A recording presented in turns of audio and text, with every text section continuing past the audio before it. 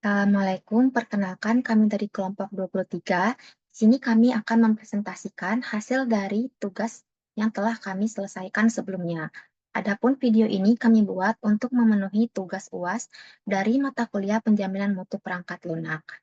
Pada saat ini kami akan membahas mengenai SEA dan studi kasus yang kami ambil merupakan website toko online Buket. Sebelum itu, izinkan saya memperkenalkan nama anggota kelompok kami satu persatu.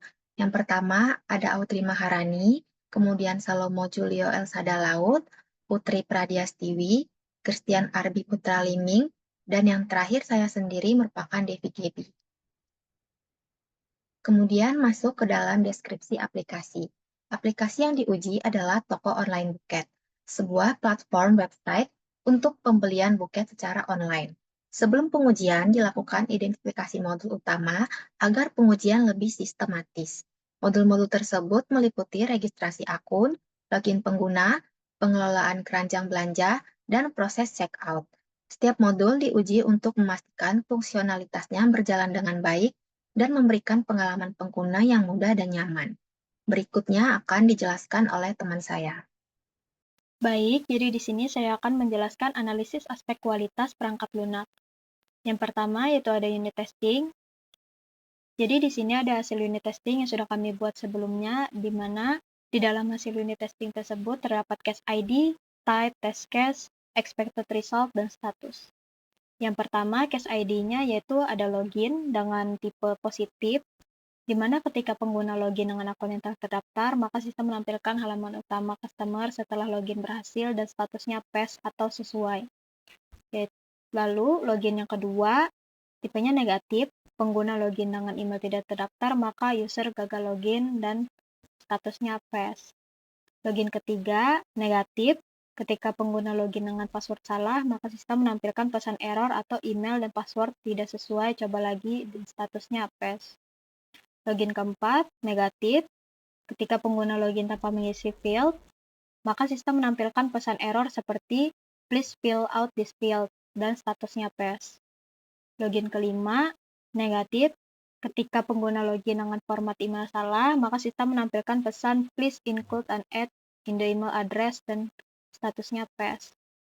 Login keenam, positif, ketika pengguna memilih opsi keluar dari akun, maka sistem menghapus sesi pengguna dan mengarahkan ke halaman login dan statusnya pass. Selanjutnya untuk registrasi yang ke-1, yaitu positif, ketika pengguna register dengan data valid, maka sistem berhasil menyimpan data dan menampilkan pesan sukses dan statusnya pass. Lalu registrasi yang kedua yaitu negatif, ketika register dengan email sudah terdaftar, maka sistem akan menampilkan pesan, maaf email ini sudah digunakan, silakan gunakan email yang lain, dan statusnya pass. Lalu registrasi yang ketiga yaitu negatif, ketika register dengan file kosong, maka user akan diberikan pesan please fill out this field dan statusnya pass. Lalu registrasi yang keempat, negatif, ketika register dengan email tidak valid, sistem akan menampilkan pesan please include an ad in the email address dan statusnya pass. Selanjutnya, navigasi 1, tipenya positif, ketika pengguna mengklik salah satu menu pada sidebar, sistem akan mengarahkan ke halaman sesuai menu yang dipilih dan statusnya pass. Lalu, navigasi yang kedua, yaitu positif, ketika pengguna mengakses halaman beranda untuk melihat informasi toko, maka sistem menampilkan informasi toko dan statusnya pass. Navigasi yang ketiga, positif, ketika pengguna mengakses katalog untuk melihat daftar produk, maka sistem menampilkan daftar produk dan hasilnya pass. Lalu, chart yang pertama yaitu positif, ketika pengguna menambahkan produk ke keranjang belanja, maka produk berhasil ditambahkan ke daftar keranjang pengguna dan statusnya pass.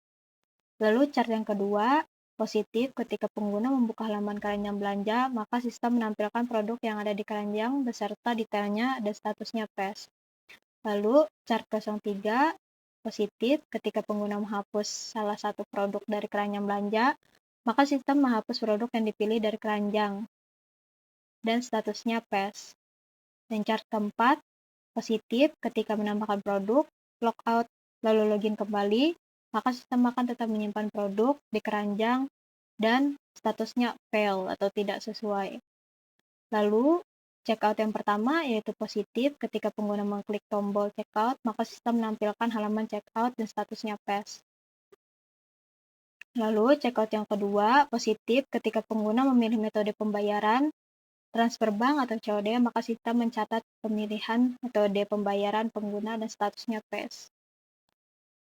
Lalu, checkout yang ketiga, positif. Ketika pengguna memilih metode pengiriman, maka sistem mencatat pilihan metode pengiriman pengguna dan statusnya pass. Lalu, checkout yang keempat, positif. Pengguna mengisi data pemesanan, maka sistem memproses pemesanan dan menampilkan detail status pesanan dan statusnya pass. Lalu, checkout yang kelima, positif. Ketika pengguna mengunggah bukti pembayaran untuk metode transfer bank, maka sistem menerima file yang diunggah dan memperbarui status pembayaran dan statusnya pass. Checkout ke-6, negatif. Ketika pengguna mengunggah bukti pembayaran dengan format file salah, maka sistem menampilkan pesan gambar gagal di-upload dan statusnya pass. Lalu, checkout yang ketujuh, positif. Pengguna membuka halaman riwayat pesanan untuk net invoice dan sistem menampilkan detail invoice, termasuk rincian pesanan dan status pembayaran dan statusnya pass. Selanjutnya, yaitu analisis aspek kualitas perangkat lunak. Yang pertama ada correctness, di mana aplikasi toko online Buket berhasil memenuhi 95,83% kebutuhan fungsional berdasarkan pengujian. Namun masih terdapat bug pada penyimpanan keranjang setelah logout. Yang kedua, reliability. Fungsi utama aplikasi berjalan konsisten, namun bug pada penyimpanan keranjang menunjukkan reliabilitas sistem sepenuhnya stabil. Yang ketiga, efisiensi. Berdasarkan pengujian GTmetrix, aplikasi meraih skor performa 96% dengan waktu muat cepat SCP 445 ms, TBT 157 ms, yang mencerminkan efisiensi tinggi sistem. Lalu ada integrity, di mana sistem telah mengontrol integritas data melalui pesan error saat input tidak valid dan proteksi terhadap SQL injection. Namun validasi sisi server masih perlu ditingkatkan. Lalu ada maintainability, di mana struktur modular dan penerapan berbagai metode pengujian menunjukkan kode terorganisasi dengan baik, sehingga mendukung kemudahan pemeliharaan. Lalu ada usability, yang dimana antarmuka aplikasi cukup mudah dipahami, namun UAT menunjukkan proses checkout terlalu kompleks dan perlu disederhanakan untuk meningkatkan kenyamanan pengguna. Ini analisis aspek kualitas perangkat lunak. Pertama, flexibility. Aplikasi memiliki modul terpisah seperti login, keranjang, dan checkout yang mendukung fleksibilitas pengembangan meskipun integrasi payment gateway masih direncanakan. Yang kedua, testability. Aplikasi telah diuji dengan PHP unit dan UAT menunjukkan desain sistem yang mendukung pengujian otomatis dan manual dengan mudah. Dan yang ketiga, portability. Meski tidak dijelaskan dalam dokumentasi, aplikasi terbukti berjalan baik di berbagai perangkat dan sistem operasi, menunjukkan potensi portabilitas yang tinggi. Dan yang keempat, reusability. Meski belum ada informasi eksplisit, desain modular menunjukkan potensi reuse komponen di bagian lain aplikasi. Yang kelima, interoperability. Integrasi aplikasi dengan layanan eksternal seperti payment, gateway, dan ekspedisi belum diuji sepenuhnya dan masih perlu dikembangkan. Yang terakhir, 6. Configurability. Fitur pengaturan sistem belum diimplementasikan secara dinamis, sehingga konfigurabilitas menjadi fokus pengembangan selanjutnya. SQA Plan. SQA Plan bertujuan sebagai panduan strategis untuk menjamin kualitas proyek di setiap tahap, dari requirement hingga maintenance, dengan fokus pada correctness, reliability, usability, security, maintainability, dan compatibility lintas perangkat.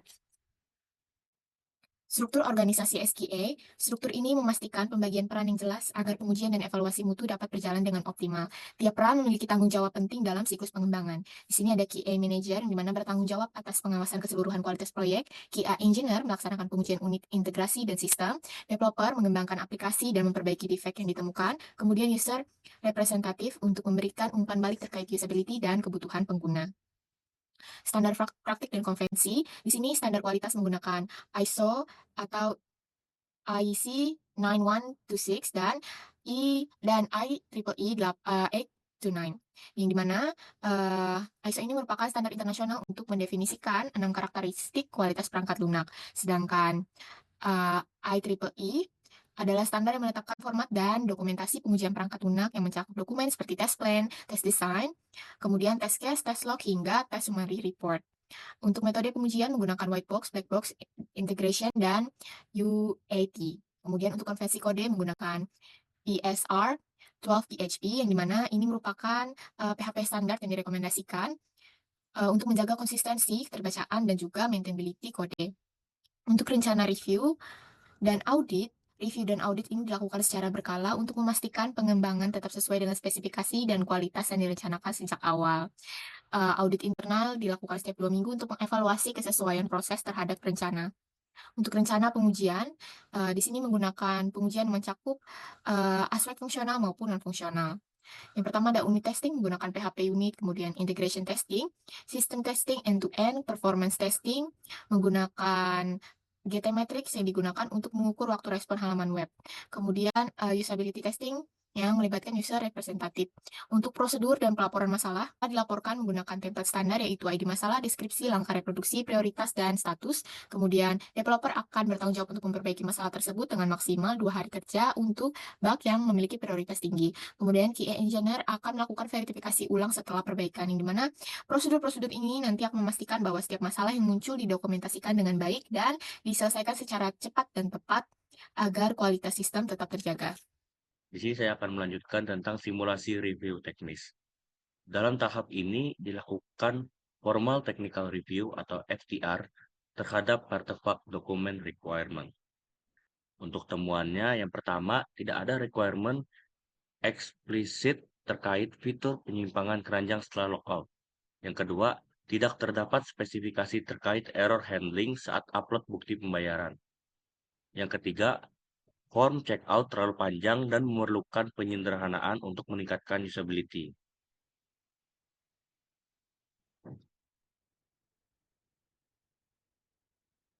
Lalu ada evaluasi dan rekomendasi.